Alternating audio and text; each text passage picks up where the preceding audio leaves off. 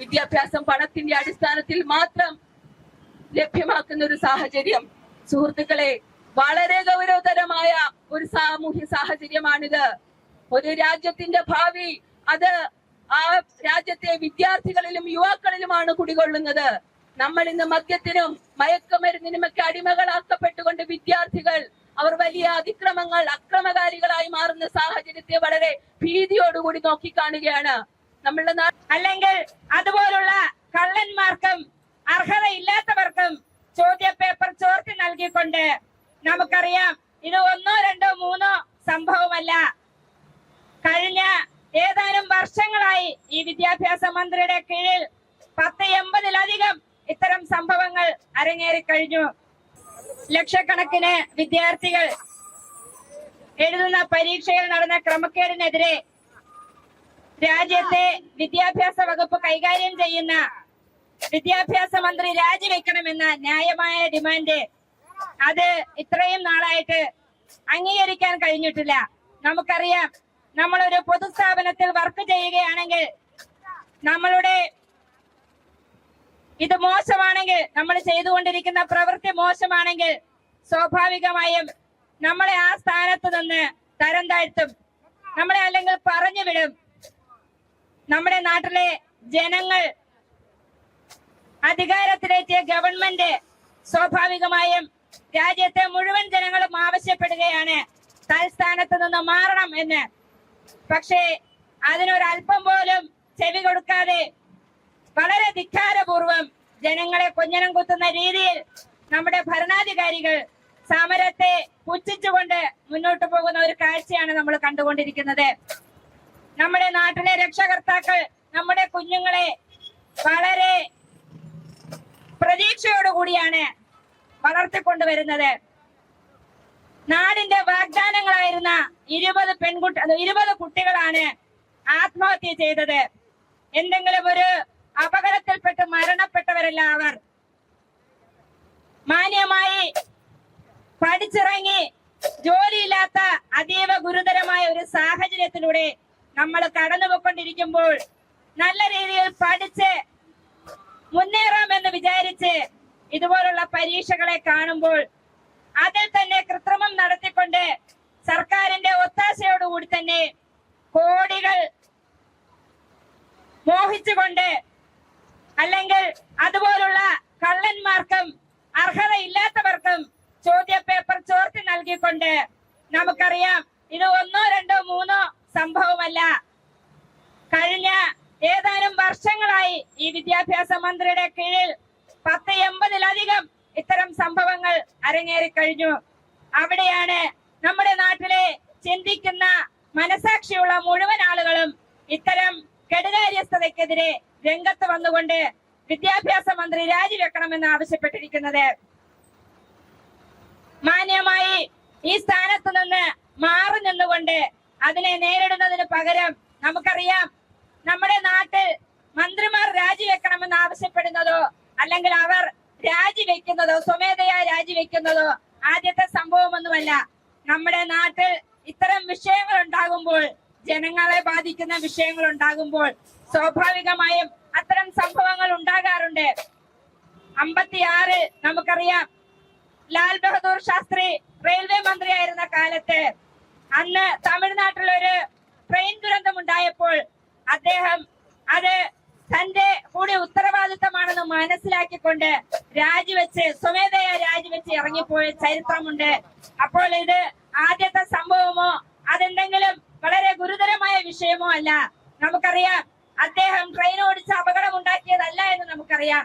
എന്ന് പറയുന്നത് പോലെ ഇത്തരം സംഭവ വികാസങ്ങൾ ഉണ്ടാകുമ്പോൾ അതിന്റെ ഉത്തരവാദിത്തം ഏറ്റെടുത്തുകൊണ്ട് രാജിവെക്കുന്നതിന് പകരം അതിനെ തുടർന്ന് പിന്നെ എന്താണ് ചെയ്യാൻ പറ്റുക എന്ന് കൂടിയാലോചിച്ചുകൊണ്ട് വളരെ പ്രായോഗികമായി പ്രശ്നങ്ങൾ പരിഹരിക്കുന്നതിന് പകരം ഇത്തരം സമരങ്ങളെ അടിച്ചമർത്തുന്ന നിലപാടുകളാണ് സർക്കാരുകൾ കൈക്കൊണ്ടിരിക്കുന്നത്.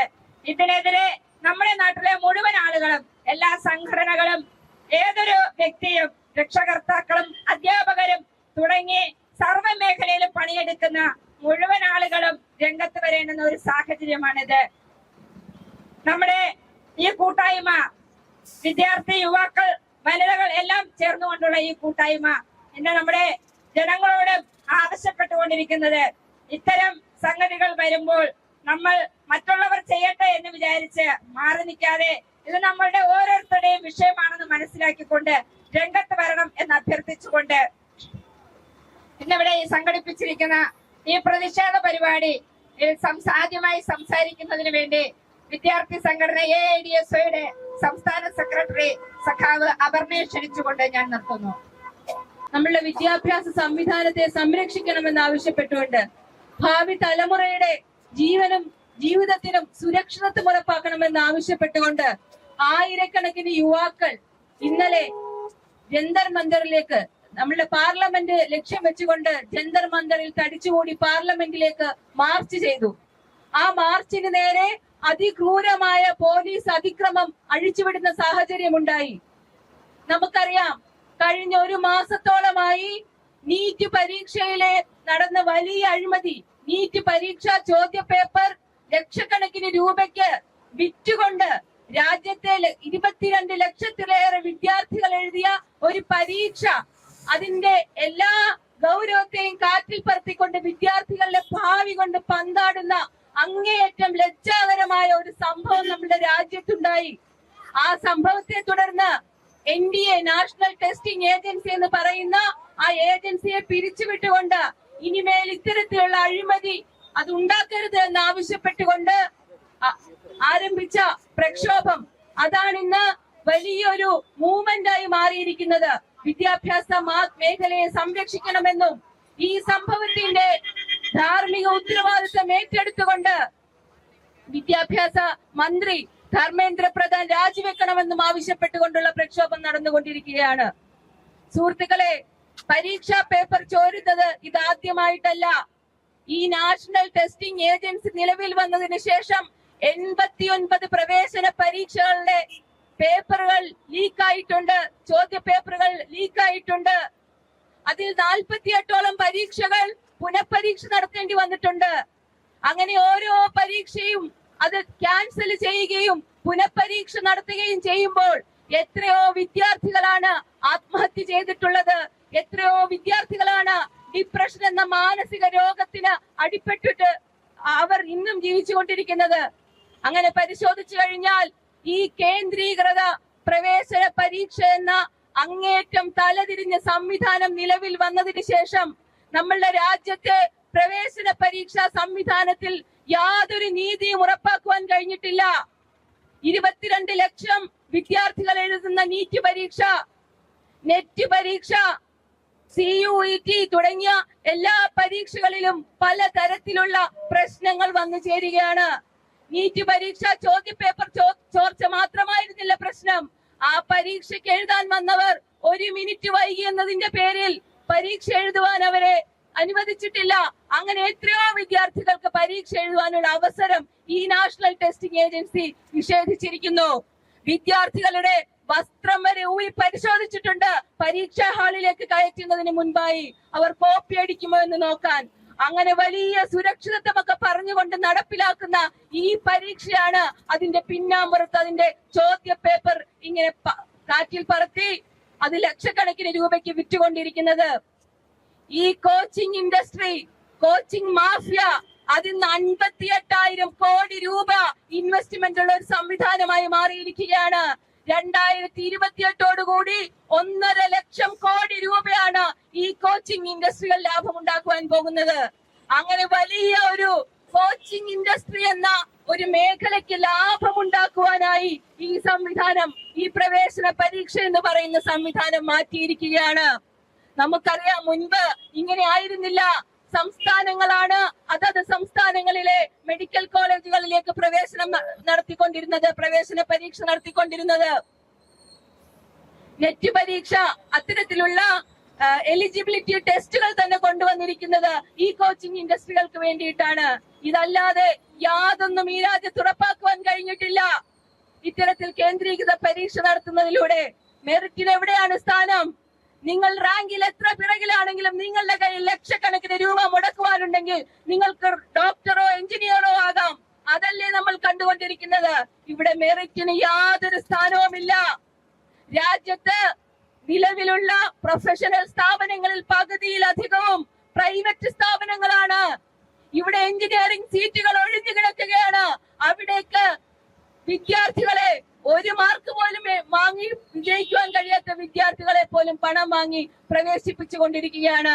മെഡിക്കൽ കോളേജുകളുടെ സ്ഥിതിയും അതാണ്. പ്രൈവറ്റ് സ്വകാര്യ മെഡിക്കൽ കോളേജുകളുടെ സ്ഥിതിയും അങ്ങനെ. പണം കൊടുത്ത് പഠിച്ചു പാസ്സായി വരുന്നവർ അവർ നമ്മളെ ചികിത്സിക്കുവാൻ വരുമ്പോൾ തങ്ങൾ മുടക്കിയ പണം തിരിച്ചു പിടിക്കുവാനല്ലേ അവർ ശ്രമിക്കുക? അതോ ഇവിടുത്തെ സാധാരണക്കാരന്റെ ജീവന് എന്തെങ്കിലും വില കൽപ്പിക്കുവാൻ അവർക്ക് സാധിക്കുമോ? അങ്ങനെ വിദ്യാഭ്യാസം എന്ന സംവിധാനത്തെ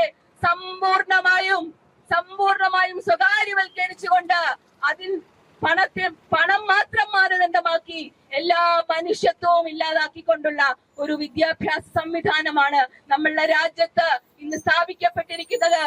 സ്വാതന്ത്ര്യം ലഭിച്ച 78 വർഷം പിന്നിടുമ്പോഴും ഇതാണ് നമ്മുടെ രാജ്യത്തിന്റെ അവസ്ഥ. ഇവിടുത്തെ സാധാരണക്കാരന് വിദ്യാഭ്യാസം ഇല്ല എന്ന് സർക്കാരുകൾ പ്രഖ്യാപിച്ചിരിക്കുകയാണ്. 2020 കേന്ദ്ര സർക്കാർ നടപ്പിലാക്കിയ ഈ രാജ്യത്തെ പാർലമെന്റിൽ പോലും ചർച്ച ചെയ്യാതെ ഇവിടുത്തെ ജനങ്ങളുടെ മേൽ അടിച്ചേൽപ്പിച്ച ദേശീയ വിദ്യാഭ്യാസ നയം 2020 വളരെ വ്യക്തമായി പറഞ്ഞിരിക്കുന്നു. വിദ്യാഭ്യാസത്തിന്റെ സാമ്പത്തിക ചുമതല അതിനി മുതൽ സർക്കാരുകൾ വഹിക്കില്ല എന്ന് കൃത്യമായി പറഞ്ഞിരിക്കുകയാണ്. ഘട്ടം ഘട്ടമായി അത് രക്ഷകർത്താക്കളുടെ തലയിലേക്ക് കെട്ടിവയ്ക്കുകയാണ്. നമ്മളുടെ പ്രൈമറി വിദ്യാഭ്യാസം മുതൽ പ്രൊഫഷണൽ വിദ്യാഭ്യാസ മേഖല വരെ അത് സ്വകാര്യവൽക്കരിക്കപ്പെടും. 1986 വിദ്യാഭ്യാസത്തെ ഒരു കച്ചവട വസ്തുവാക്കി മാറ്റിക്കൊണ്ട് ആ വിധത്തിൽ അതിനെ നോക്കിക്കണ്ടുകൊണ്ട് ഇവിടെ ഒരു നയം കൊണ്ടുവന്നു, ന്യൂ എഡ്യൂക്കേഷൻ പോളിസി. അങ്ങനെ 1986 മുതൽ ഇന്നോളം വിദ്യാഭ്യാസ മേഖലയിൽ നമ്മളെ ഭരിച്ചിട്ടുള്ളവർ കൊണ്ടുവന്നിട്ടുള്ള നയങ്ങൾ പരിശോധിച്ചാൽ അറിയാം വിദ്യാഭ്യാസത്തെ അതൊരു കച്ചവട വസ്തുവാക്കി മാത്രം അധപ്പതിപ്പിക്കുന്ന നിലപാടാണ് അവർ എടുത്തിട്ടുള്ളത്. അതിന്റെ പ്രതിഫലനങ്ങളാണ് നമ്മൾ ഇന്ന് അനുഭവിച്ചുകൊണ്ടിരിക്കുന്നത്. ഒരു തലമുറ ഇന്ന് ഏറ്റുവാങ്ങിക്കൊണ്ടിരിക്കുന്നത്. വിദ്യാഭ്യാസത്തിന്റെ എല്ലാ മൂല്യങ്ങളും ഇല്ലാതാക്കിയിരിക്കുന്നു. മൂല്യവത്തായ വിദ്യാഭ്യാസം ഒരു സമ്പൂർണനായ മനുഷ്യനെ സൃഷ്ടിക്കുന്ന, സംസ്കാരമുള്ള മനുഷ്യനെ സൃഷ്ടിക്കുന്ന, മൂല്യബോധമുള്ള മനുഷ്യനെ സൃഷ്ടിക്കുന്ന വിദ്യാഭ്യാസ പ്രക്രിയ നമ്മളുടെ രാജ്യത്തിനില്ല, ഒരു സംസ്ഥാനത്തുമില്ല. മറിച്ച് നമുക്കറിയാം കേരളത്തിൽ DPP എന്ന പദ്ധതി നടപ്പിലാക്കി ഇന്ന് 4 പതിറ്റാണ്ട് പിന്നിടുകയാണ്. ആ 4 പതിറ്റാണ്ട് കൊണ്ട് നമ്മുടെ രാജ്യത്തെ ആ പദ്ധതിയിലൂടെ പഠിച്ചിറങ്ങിയ വിദ്യാർത്ഥികൾക്ക് എഴുതുവാൻ അറിയാത്ത സാഹചര്യം, മലയാളം അക്ഷരമാല എഴുതുവാൻ അറിയാത്ത സാഹചര്യം, സ്വന്തം പേരെഴുതുവാൻ അറിയാത്ത സാഹചര്യം, കണക്കിന്റെയോ ശാസ്ത്രത്തിന്റെയോ ഗണിതത്തിന്റെയോ ഭാഷയുടെ ഒന്നും അടിസ്ഥാനം ഉറച്ചിട്ടില്ലാത്ത സാഹചര്യം സൃഷ്ടിക്കപ്പെട്ടിരിക്കുന്നു. 10ാം ക്ലാസ്സിലും +2 എല്ലാ വിഷയത്തിനും A+ വാങ്ങി പാസ്സാകുമ്പോഴും ജീവിതത്തിൽ അവർ പരാജയപ്പെട്ടുകൊണ്ടിരിക്കുകയാണ്. ഉന്നത പഠനത്തിന് പോകുവാൻ കഴിയുന്നില്ല. അങ്ങനെ വിദ്യാഭ്യാസ മേഖലയിൽ പരിശോധിച്ചു കഴിഞ്ഞാൽ നമുക്കറിയാം വിദ്യാഭ്യാസം എന്ന് പറയുന്നത് ഏറ്റവും വലിയ കച്ചവട സാധ്യതയുള്ള ഒരു വസ്തുവാക്കി, ഒരു മേഖലയാക്കി മാറ്റിയിരിക്കുന്നു. കേവലം തൊഴിൽ നൈപുണികൾ മാത്രം പരിശീലിപ്പിക്കുക എന്നതിലേക്ക് വിദ്യാഭ്യാസത്തിന്റെ ലക്ഷ്യത്തെ ചുരുക്കിയിരിക്കുന്നു. യഥാർത്ഥത്തിൽ നമ്മളുടെ നാട്ടിൽ സ്വാതന്ത്ര്യ സമര സേനാനികൾ, നവോത്ഥാന നായകന്മാർ അവർ വിദ്യാഭ്യാസത്തെ കുറിച്ച് മുന്നോട്ട് വെച്ചിട്ടുള്ള ഒരു കാഴ്ചപ്പാടുണ്ട്. എന്താണ് വിദ്യാഭ്യാസം എന്ന് പറയുന്നത്? ശാസ്ത്രീയമായിരിക്കണം, മതേതരമായിരിക്കണം, ജനാധിപത്യപരമായിരിക്കണം, അതെല്ലാവർക്കും സാർവത്രികവും സൗജന്യവുമായി ലഭ്യമാക്കണം. അതാണ് വിദ്യാഭ്യാസത്തെ കുറിച്ച് ആധുനിക കാഴ്ചപ്പാട്. എന്നാൽ വിദ്യാഭ്യാസത്തിന്റെ ശാസ്ത്രീയത അതില്ലാതാക്കിയിരിക്കുന്നു. ശാസ്ത്ര യുക്തി എന്ന് പറയുന്നത് അത് യുക്തിരഹിതമായ കാര്യങ്ങൾ, ശാസ്ത്രത്തിന്റെ യുക്തിക്ക് നിരക്കാത്ത കാര്യങ്ങൾ ഇന്ന് നമ്മളുടെ പാഠപുസ്തകങ്ങളിലൂടെ വിദ്യാർത്ഥികളിലേക്ക് എത്തിച്ചുകൊണ്ടിരിക്കുകയാണ്. അശാസ്ത്രീയമായ കാര്യങ്ങൾ നമ്മളുടെ ഭരണാധികാരികൾ അവർ പുലമ്പുന്ന കാര്യങ്ങൾ അവരുടെ രാഷ്ട്രീയം ഉൾപ്പെടെ വിദ്യാഭ്യാസത്തിലേക്ക് ഇന്ന് കടന്നു വന്നുകൊണ്ടിരിക്കുകയാണ്.